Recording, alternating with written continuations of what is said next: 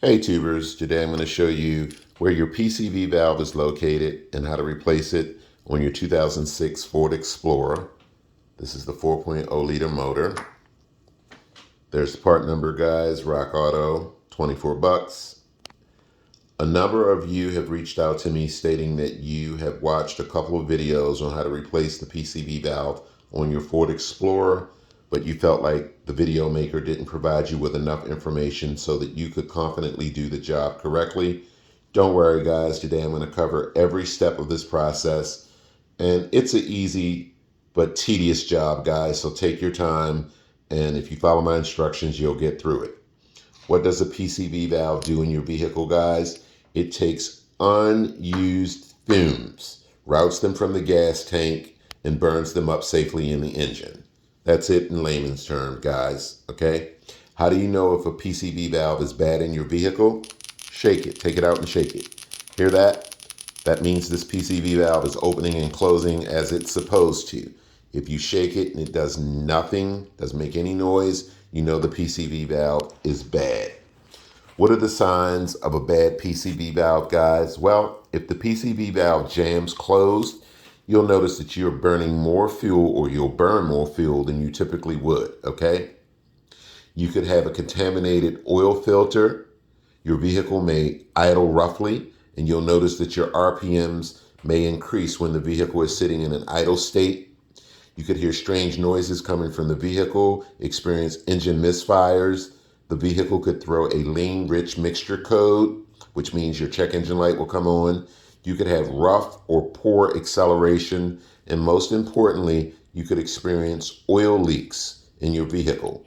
It's important to replace this little monster here in your vehicle, guys, in accordance with the manufacturer's suggestions, okay? Very important. Tools you'll need to do this job successfully, guys: a bright flashlight, a pair of pliers, a 3/8 ratchet, a 3/8 driver, and a 10mm socket. So what I did, guys, was I made a little diagram to kind of help you point out some important things as to why people don't understand how to get the PCV valve hoses out, etc. There's the passenger side of the motor. This is the front of the motor. Here's the firewall. Driver's side, and you're going to see that black intake, okay? Right behind that black intake is your PCV valve, guys. If you stand on the driver's side of the motor and lean into the engine, you're going to see a tubing, a black tubing with a little green connector. And don't worry, I'm going to show you all this. It just has a clip on it, guys, that you push up, and eventually you can slide the hose off of its holder.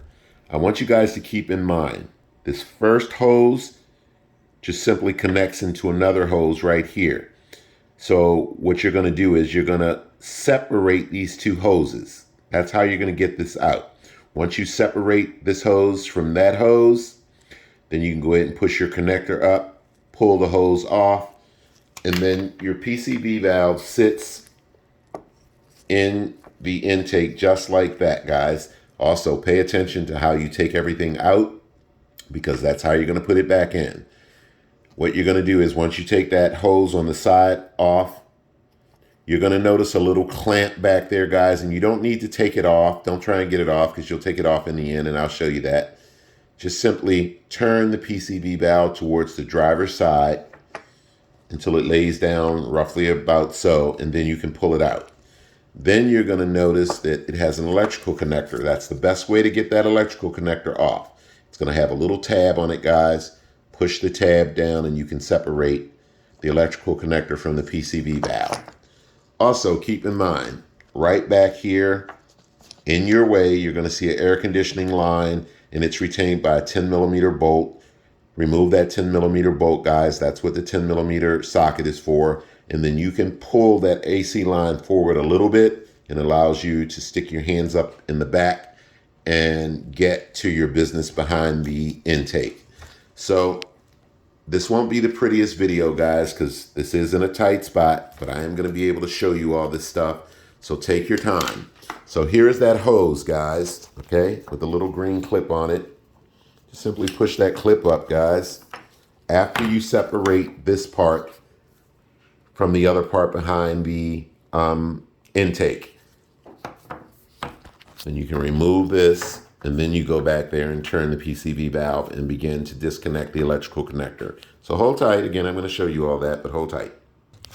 Okay, guys, this is where the grain hose go, and don't worry, I'm going to show you all this in the end. There's that 10mm bolt that you need to break loose so that you can slide this forward. And what I'm going to do is I'm going to stick this camera back there and show you what the PCV valve looks like when it's separated from that tube.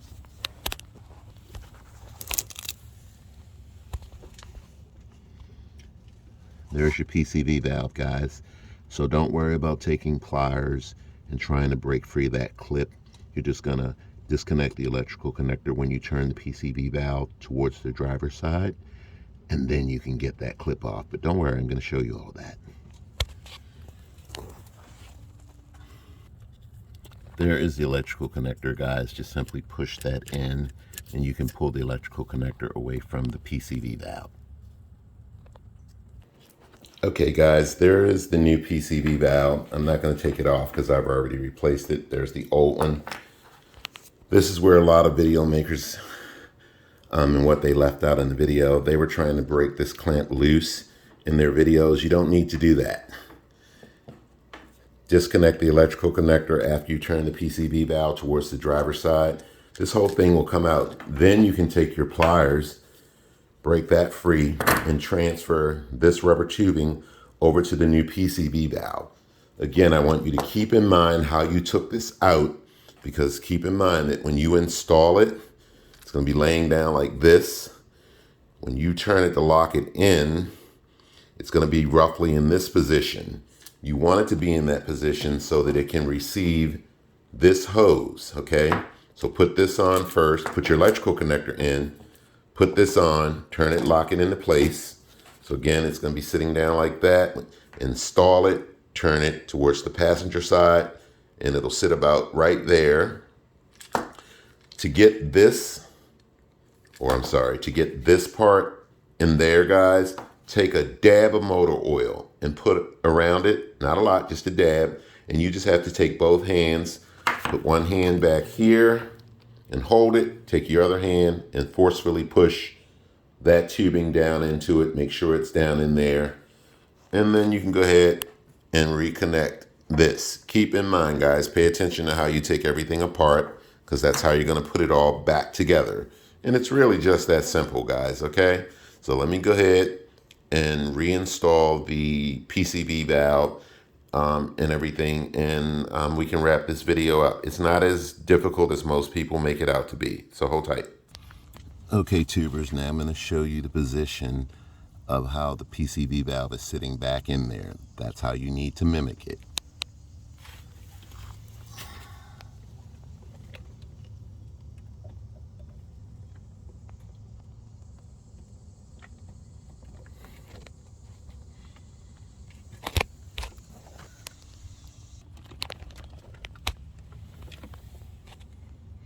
Okay, it's going to be more like that, guys. Okay, now it's ready to receive the other pipe.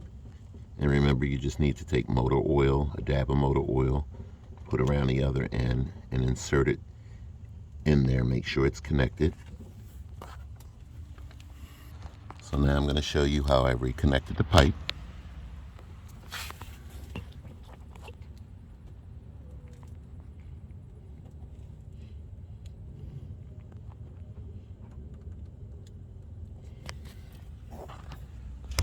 Now the only thing left to do, guys, is simply reconnect this. For the most part, just push it over until it locks in. And then you're done. Make sure you put your 10mm bolt back in. Hope the video has been helpful, guys. Thanks for watching.